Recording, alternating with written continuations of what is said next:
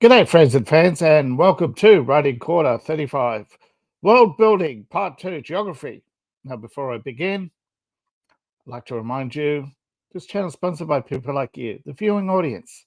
So please, after the show, check out the links in the description, more details after the show. Now, previously, just to recap, this is a series in world building. Now, in the basics, pretty much you just started with defining the basics of your world, what it's called, where it is set, its population, and description. Now, in part two, we go into details of geography. We start with the natural world, how it was created, and how long ago it was created. Well, how and when. Now, if you want, of course, you could redefine the laws of physics, define your solar system, and the periods of rotation. Flora and fauna, how does it differ? What types of flora and fauna are there? Are there any special flora and fauna? Of course, in science and fiction and in fantasy, you'll have perhaps alien plants. Fantasy, you'll have magical plants, perhaps even sentient plants. Of course, you have creatures, are there creatures? What are those creatures? What kind of wildlife are they? What's the common to the rare?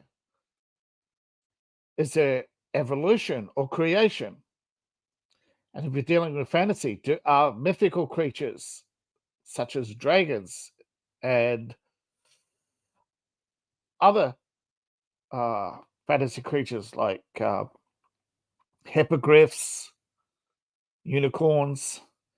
If so, how do they fit into your system?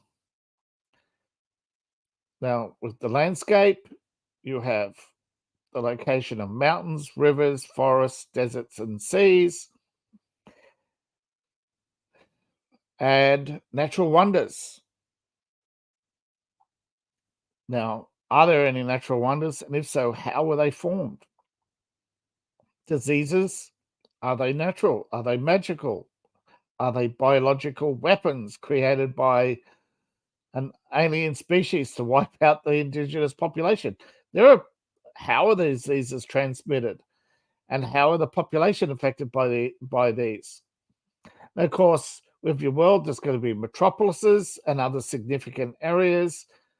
These major cities can be capitals and ports. And what other is a geopolitical system where you have different races and each race has their own nation, homelands, empires, mass migration, those sorts of things. Now, is your world unified or does it have multiple capitals and multiple nations?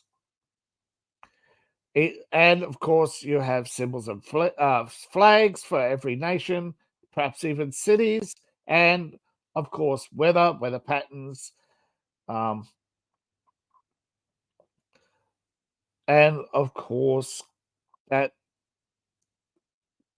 you have the weather bands, like Arctic, subarctic, uh, temperate, subtropical, sorry, tropical. Um, what are your seasons? How like Game of Thrones? Remember Game of Thrones? It's winter. It didn't have a normal summer winter cycle. It actually had a suspended cycle, which was dependent on some kind of magic, which was never explained. But when winter came, they knew it was unnatural. Well, in their eyes, it was unnatural. But how many seasons are there? Now, with seasons, most people would think of the four seasons, but you can have wet and dry. You can have a cycle of snow, melt, dry, wet, snow, melt. You can have more. You can have a if you let's say you've got a 2 year cycle, you'd have a long summer. So the summer would have sub summer, summer, uh, post summer, some kind of going into autumn and winter.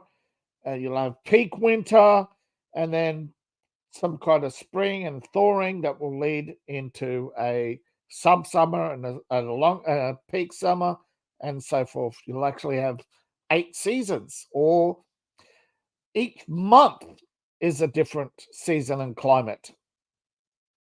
You're not fixed to repeating Earth's patterns and cycles, particularly in fantasy. Science fiction, a lot of settings in science fiction are very idealistic. They're either set in a temperate spring or a temperate autumn. Very, or if you're in grimdark, it's often a apocalyptic winter. Perhaps even is your world perpetually dark? Does it actually rotate? What effect on the tides? You have celestial bodies, they're going to affect tides. You're going to have migratory patterns of plants and animals, particularly in particularly if you have rarities. How is this affected? How does it affect the people and farming? Everything is connected. So as you're planning your world, you are planning your story. You're outlining the story of the people of that world with the climate. How does the climate affect them? What effect do people have on the climate? Now, this is not political, but you can have technology, you can have magic. You can have a disastrous climate caused by mankind. Nuclear winter. It's a prime example. You can have an artificial disruption or a natural disruption of climate, like what happened in, I think it was the Cretaceous period, where there was virtually no winters because of the volcanoes. You can have somebody's going to say it was probably Jurassic, but there are periods, unnatural winters, like uh, the Ice Age, where there are no summers. The world is too cold for summer, so you have winter, midwinter, peak winter, and so it goes. I think when you are planning, of course, with weather and flora and fauna, you are going to have to match to the landscape where you know. Remember, most mountain ranges are formed along only formed along coastlines or where two lands have butted up against each other. Now, those, as you see, like with California, the mountains are about 100, 200 kilometers miles inland. Same in Australia, same in a lot of countries. The mountains form barriers. Now, that's not a hard and fast rule. You have mountain ranges all over the world that are not just the inland barriers. It tends to happen though behind mountains. You tend to have less rainfall than you do have on the coastal side of mountains. Most of your deserts, other than North Africa, are the result of um, natural climate, whereas the desertification of Africa is mostly due to the deforestation. Same with the Middle East. It was the deforestation of the Middle East. Those were periods of wars and cutting massive amounts of deforestation over the course of the Persian Empire, for instance. But there were natural deserts to begin with. They spread. Now with seas, you can have azure seas. You can have which are like the but shallow. Azure sea is a bright blue sea, usually caused by uh, a shallow sea with many islands and a flat, barren bottom. You have green seas, which are rich, deeper and rich in plankton and um, seagrass. Or, of course, you have like the Pacific blue because it's calmer, the greener Atlantic because it's more turbulent. You can have the ice seas of the Arctic, which are uh, pale green, although with the ice, it's sometimes a pale blue. And of course, when it's snowing, the ice is white.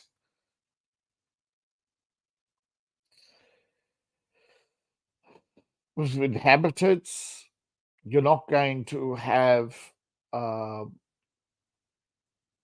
well, you can have blue people. They suggest not. Even myself, the blue, the aquatic elves, actually, the blue people, aquatic elves, they're actually legendary from Zealand, but I'm talking about the other blue people, the rip-off Smurfs. Um, but you can have maybe, uh, you know, I mean, there are chemicals that do alter skin tone, other than that alter melanin itself. Like I said, blue. It actually comes from uh, not just, I suppose, what you would say deoxification. That would actually not be true, but rather a different salt in the blood than that actually creates a blue tinge. You can have a kind of yellow, like jaundice, except not caused by disease, but rather again salts in the blood, or a greeny tone, uh, like a pale green.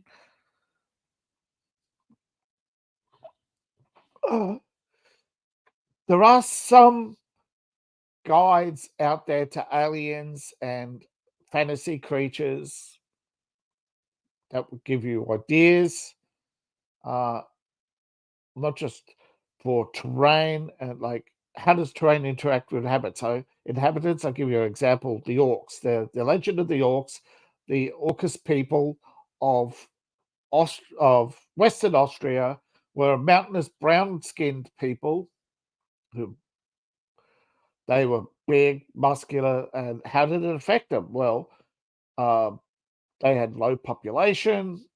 They had they farmed goats. They worshipped animals. Had druidic.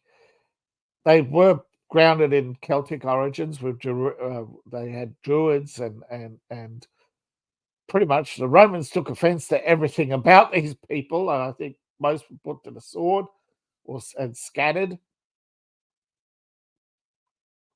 But yeah, they all worshipped Orcus, and yeah, they were very spiritual peoples. But yeah, the mountainous terrain made them strong, but yeah, they were forced, I suppose, to live a life of mountain climbing. So they were, yeah, for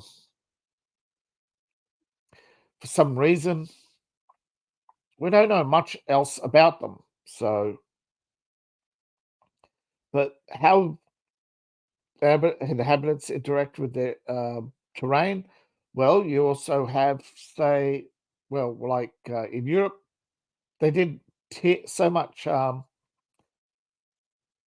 do much to the terrain other than make houses, on stilts and side platforms, and farm animals, you know, in in the um, in the valleys, or farm goats or herd goats from the mountains into the valleys. Where in China and parts of Japan, they actually chipped away over centuries in some parts to turn mountains into tiers, where they have flattened, pretty much flattened mountains, almost turned mountains into plateaus, chop, just pretty much like landscaped, changed the course of rivers, and yeah, you have that sort of interaction. Natural wonders, like the Grand Canyon, formed by the Colorado River. They set eating into the sandstone, which will continue until it is becomes an inland sea that will slowly consume all the land, slowly consume. I It'll slowly get wider and wider until it starts to crumble and forms a basin and will fill up. It will continue to erode and become deeper until it no longer flows, and yeah, start to form lakes. No, actually, it's believed, also, though still only a theory, that parts of the world were actually under underwater longer than others, and so you get some deserts that are actually sea bottoms, like the Gobi Sea, the Australian Inland Desert, the Salt Lakes of Utah, but those are not con- truly confirmed, although there seems to be a lot of evidence. It's just there's also too much material that's also found in land. So whether it was a land shift, nobody, or just remnants, because normally what would happen is over time, dust would deposit in layers. So any remnants of the sea should be well underground. Why is it near still? Why is some parts of it still near the surface? Nobody really knows. Why some? Why you get like a 400-year-old, um, you know, uh, Pablo Indian town found underground, buried by sand in California, but not in. Whereas the Salt Lake still, you know, hundreds of years old shells found near the surface. So it's like, so you're going to have abnormalities, and in your landscape, you have going to have to. You don't have to really detail it out. You could just get a hex chart. Get uh, you can overlay the Earth to get some idea, and just go. And you actually buy maps that show you the green and where the deserts are, and really broad, general, big maps, and you just go, hey, you know, here's there's a few rivers, few forests, because A lot of world building just has, so like if you're set in the metropolis, right, major city, and so you're only going to need the history, the landscape, the weather, and that around it. But the more you build of your world, the more you have material to work with. Like, where are the city's enemies? How do they get there? What, be as little or as detailed as you need to be for what you need to know to write your story. Because remember, this is material for you so you can write your book your way. And if you're doing a series, you can always revisit your world building and continue to add to it.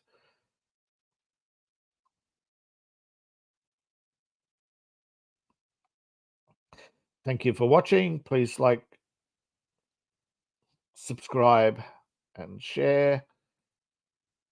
Like, share, and subscribe. Subscribe, share, like.